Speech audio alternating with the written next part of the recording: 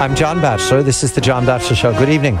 The report from Russia within these last hours is the pro-Russian militia, separatists, rebels, dissidents, terrorists. There are lots of euphemisms. Russia is a many splendored language. Have shot down a helicopter near Slavyansk. Slavyansk is in Donetsk Oblast. That's to the east of the country. The two richest oblast regions, Donetsk and Luhansk, the Donbass region, are in revolt from Kiev's central authority. They have councils, they have their own Soviets. Well, I don't think they call them that anymore. They call them councils, but Soviet is the Russian word for council. And they have military volunteers that is engaged actively in resisting the probes, the invasions of military from Kiev. That military, the National Guard, is in fact a militia, mercenaries. This helicopter, shot down by the rebels, dissidents, anarchists, terrorists, was carrying militia, National Guard from the east. Everybody's reported dead. I combine that with a report from Moscow that Vladimir Putin has asked the upper house of the Duma, the parliament, to repeal the decision to allow use of military force in Ukraine. This looks like a gesture of peace, a dovish move by the president of Russia. There's a new president in Kiev, in Ukraine, Poroshenko. He has been speaking of ceasefire, of armistice, of negotiations these last weeks. So I welcome Professor Stephen F. Cohen of New York University and Princeton University, Russian history emeritus, to comment on these latest apparent contradictions. On the one hand, peace. On the other hand, war. Good evening to you, Steve. The downing of the helicopter. Question here is why the helicopter was flying over a region that is known to be in contention. And does this mean that Poroshenko is for peace or for war? Good evening to you, Steve. Well, John, I mean, when we began this discussion of Russia, Ukraine, and this worst confrontation between the United States and Russia in decades, you and I were young men, it seems like. We were younger, yes. And things yes. seemed to me to be fairly simple when it began, but they've gotten very complicated. And you're right. Who represents what? Who is making the correct diplomatic maneuvers to abet peace? Is somebody obstructing it?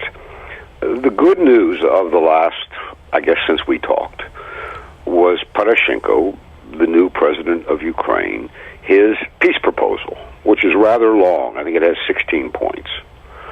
The essence of it is a 7-day ceasefire by the Kiev forces. As you say, they're a mix of regular army, mercenary, something called a National Guard. These are paramilitary organizations, and the armed defenders of southeast Russia.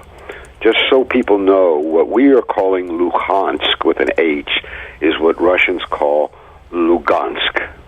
And what, for some reason, I'm not sure why, actually, undoubtedly one of your listeners will explain it to me, the American press calls Slovansk with an O, is in Russian Slavansk, S-L-A-V. I don't think the Ukrainian equivalent is Slovansk, but it might be. But these areas, as you say, in the southeast of Ukraine and in the eastern cities, Lugansk and Donetsk, are what are known as the Donbass. These are, we need to be clear about this, these are Ukrainian citizens. This is very important because in the American media, they end up being called pro-Russian. Well, you or I could be pro-Russian. It doesn't address our citizenship or our ethnicity. But the people under attack by Kiev and who are fighting back are Ukrainian citizens. There are undoubtedly some Russian citizens who have crossed the border and are there advising or fighting them. But basically, this is a civil war. So Poroshenko said, I propose a 7-day ceasefire where the armies of Kiev will stop firing, and you, he didn't use this word, he calls them terrorists, but you, the citizens of our rebellious provinces, will stop firing. And then we'll let negotiations begin. Now, that sounds good, and I mean, to the extent that it's actionable, it is good, but there's two big problems with it. One is it's not clear that Poroshenko can control all the fighters who are fighting in the name of Kiev in southeast Ukraine. There are so many different commanders, so many different units. The regular army is not well organized.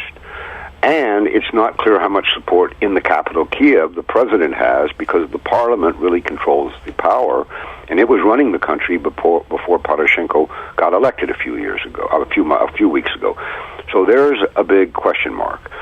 The second problem is 7 days isn't very long, particularly since Poroshenko said he would not talk to the people who are doing the fighting.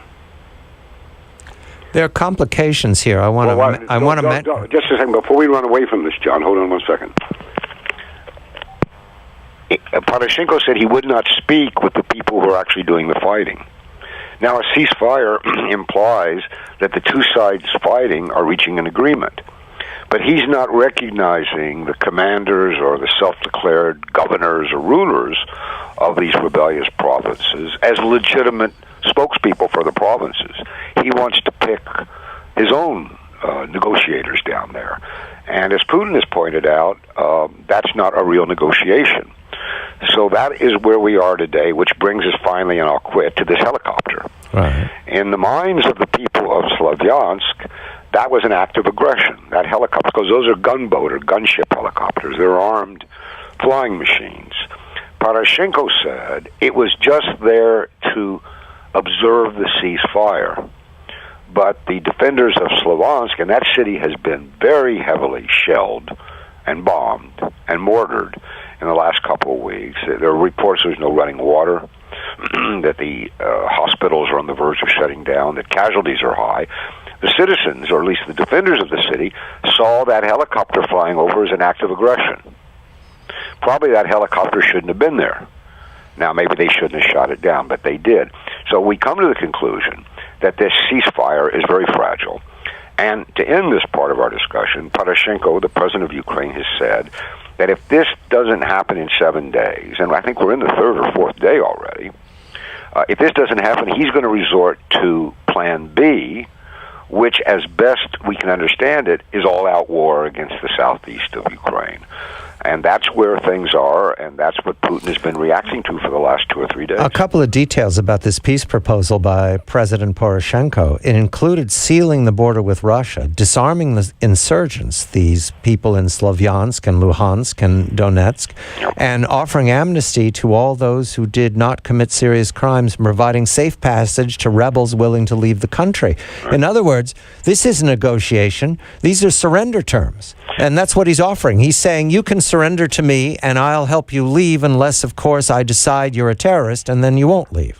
Well, you're right, because the one-sidedness of the proposal is you must disarm before we will talk. And the borders will be sealed. Well, but obviously we are not disarming. The Army's not disarming. Now, this question of sealing the border and building a 10-kilometer buffer between southeastern Ukraine and Russia is not actually Poroshenko's idea. This comes from an enormously wealthy oligarch who is the governor of, I think, I may make a mistake here, but I think it's Donetsk, but I'm not sure. And he's proposed financing this project itself. And this raised alarm bells in southeast Ukraine that he's proposing a kind of ethnic cleansing down there. They've used that term, Steve. And so this did not help. But obviously, it's complete nonsense. I mean, that border is, I think, 2,000 kilometers long. It's very porous. Everybody speaks the same Lavrov dismissed the proposal as very close to ethnic cleansing. That's a quote from the foreign minister of Russia. But I didn't know that. But when I was reading what the people in the city were saying, they were worried that it's some sort of attempt to create ghettos directed at these terms, and we'll discuss them further because Mr. Putin has been commenting on them. These terms are what you impose after you've won the war, Steve. not when you're in civil war. These are the terms of a victor, not a man who's sent a militia. And that helicopter you mentioned that was shot down, that's exactly the sort of helicopter that bombed Slavyansk airport several weeks ago and led to a lot of casualties and destruction in Slavyansk. So that was an act of aggression, not an act of monitoring a peace that doesn't exist. Professor Stephen F. Cohen of New York University and Princeton University, Russian history emeritus. When we come back, Vladimir Putin comments politically in Moscow because there are politics in Russia as well as in Ukraine. I'm John Batchelor.